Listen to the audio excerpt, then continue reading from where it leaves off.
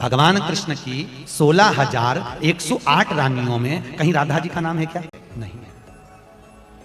भगवान कृष्ण की 16,108 रानी में राधा का नाम नहीं है, और राधा के पति में कृष्ण का नाम नहीं है। जय श्री राधे दोस्तों, मैं हूं आशीष पांचाल, लेकर के आया हूं एक छोटी सी वीडियो महाराज जी के सत्संग से।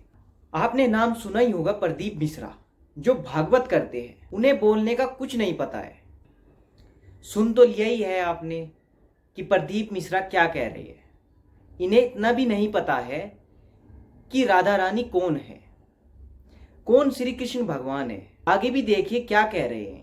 अभी तो बोले थे हमारे श्रेणी जी और सब लोग बोलते थे कि हमारे यहाँ भागवत हुई, तो बताओ राधा जी के पति का नाम क्या? क्या नाम है राधा जी के पति का? अनय घोष। क्या नाम है राधा के पति का? अनय घोष। कहने में शर्म आ रही है कि ये भागवत है। इन्हें इतना भी नहीं पता है कि श्री कृष्ण भगवान कौन है, राधा रानी कौन है, कौन उनके पति है। और तो और राधा रानी की ननंद सास का भी नाम इन्होंने बता दिया है। सुनिए, देखिए आगे क्या कह रहे हैं।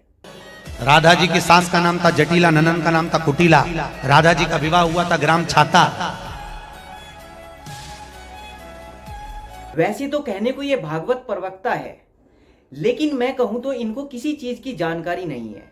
इन्हें भागवत नहीं करनी चाहिए, क्योंकि ये संतों से, ब्रजभूमि से परिचित नहीं है। देखिए महाराज जी ने इनको कैसे जवाब दिया। हमको एक क्लिप दिखाई गई किसी भागवत प्रवक्ता की, वो लाडली जी के विषय में बोल रहा है कि राधा है, राधा है। 4 श्लोक पढ़ लिए, भागवत प्रवक्ता बन गए। कभी बैठे हो संतों के चरणों में?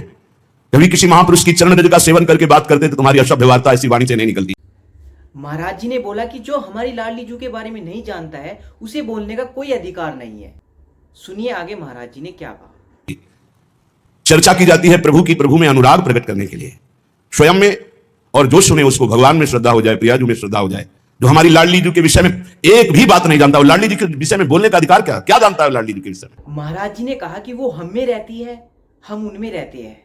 आगे देखिए महाराज जी उस भागवत प्रवक्ता पर कैसे बरसे। हम उन्हीं में रहते हैं, वो हम में रहती है। अगर तुम्हें जानकारी करनी कि श्री जी क्या है, तो हमारी आंखों में आंख मिलाकर देख श्री जी क्या है, फिर तुझे पता चलेगा। जो परम रस है, जिसे वेद कहता है रसो वैसा हृदय लब्ध्वानंदी भवतु, वो रस समुद्र परमात्मा वृंदावन में 2 रूप में सदैव खेल रहा है, स्वयं लाडली बना हुआ और लाल बना हुआ। महाराज जी ने उसे यह भी कह दिया कि तुझे नरक से कोई नहीं बचा सकता है, तुझे शर्म आनी चाहिए। सुनिए महाराज जी उस भागवत प्रवक्ता पर कैसे गरज रहे हैं। तुझे नरक से कोई नहीं बचा सकता।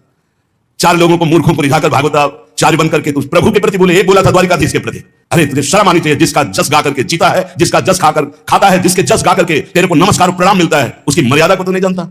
महाराज जी ने उसको यहां तक की बोल दिया कि तू कहता है कि श्री जी बरसाने में है या नहीं है, तो कितने ग्रंथों का स्वाध्याय किया है। श्री जी को तू जान जाएगा? प्यारोढ़ क्षम देने अच्छे सुखादि नाम ध्यानगम, जो भगवान शंकर और ब्रह्मा सुखादि के भी ध्यान में नहीं आने वाली है, वो हमारी लाडली जो है। और रही बरसाने की बात, श्री जी बरसाने में है कि नहीं, तो अभी कितने ग्रंथों का स्वाध्याय किया है? अभी 10 ग्रंथों में प्रवेश ही नहीं हुआ। ये 4 श्लोक पढ़ लिए, भागवत प्रवक्ता बन गए। महाराज जी ने वृंदावन की भूमि से गरज करके क्या कहा, आइए सुनते हैं महाराज जी के मुख से। जो मन आया सो नरक जाओगे। ध्यान रखना, वृंदावन की भूमि से गरज कर कह रहा हूं, बोलने का अधिकार तब है जब तत्व का बोध हो जाए। बोलने का अधिकार है दैन्य होकर अपने इष्ट की यश गाथा गाओ, जिससे आस्तिकता बढ़े, नास्तिकता नहीं। अपने को बड़ा तो ज्ञानी समझता है। लाडली जी के विषय में रस ग्रंथों में प्रवेश नहीं है। महाराज जी ने उसको यह भी बोल दिया कि अगर संकल्प ले भी लिया ना, तो इस परलोक या लोक के लायक भी नहीं रहेगा तू।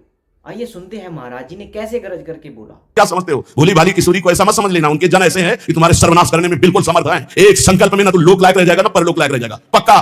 यह वृंदावन से गर्जना कर महारानी जी के विषय में बोला तो ना लोक लायक, देख लेना, सभा में कह रहा हूं, देख लेना, ना लोक लायक रह जाएगा, ना परलोक लायक रह जाएगा। और वह प्रवक्ता यह भी कहता है कि श्री जी की उपस्थिति बरसाने में है ही नहीं।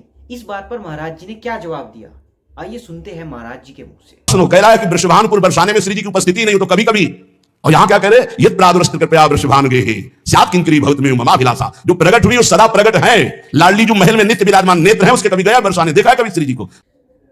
महाराज जी ने उस प्रवक्ता को क्या कहा कि अगर महाराज जी ने उस प्रवक्ता को ऐसा क्या कहा कि श्री जी तुझे माफ कर देंगी। आइए सुनते हैं महाराज जी ने क्या बोला।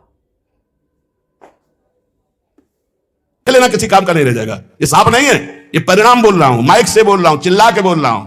कोई नहीं बचा सकता उसको। या तो जाए बरसाने और साष्टांग दंडवत होकर महारानी जी के सामने घुटने टेक दे कि मेरे से गलती हो गई, मैं आपकी महिमा को नहीं जानता, तो अत्यंत दयालु कृपालु लाडली क्षमा। महाराज जी ने श्री कृष्ण भगवान का नाम क्यों लिया और उसको ये क्यों कहा कि राधा नाम तत्व के बारे में जानना है तो हमारे सामने बैठ जा।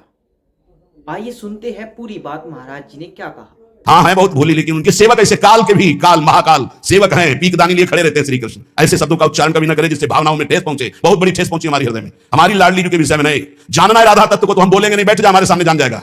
मैं आपसे यही कहना चाहूंगा, भगवान सारे एक है, सबके नाम अलग अलग है, लेकिन हमें भगवान की अवहेलना नहीं करनी चाहिए। हमें भगवान के बारे में सुनना या कुछ गलत बोलना नहीं चाहिए, और नहीं हमें ऐसे भागवत से कथा नहीं सुननी चाहिए जो हमारे इष्ट और हमारे भगवान की अवहेलना करता हो। कभी नहीं सुननी चाहिए, उसका हमें बिल्कुल बहिष्कार कर देना चाहिए। कैसी लगी आपको हमारी ये वीडियो, कमेंट करके जरूर बताना। हमारी वीडियो को लाइक करें, हमारे चैनल को सब्सक्राइब कर देना। नमस्कार, जय श्री राम, जय श्री कृष्णा, जय श्री राधे।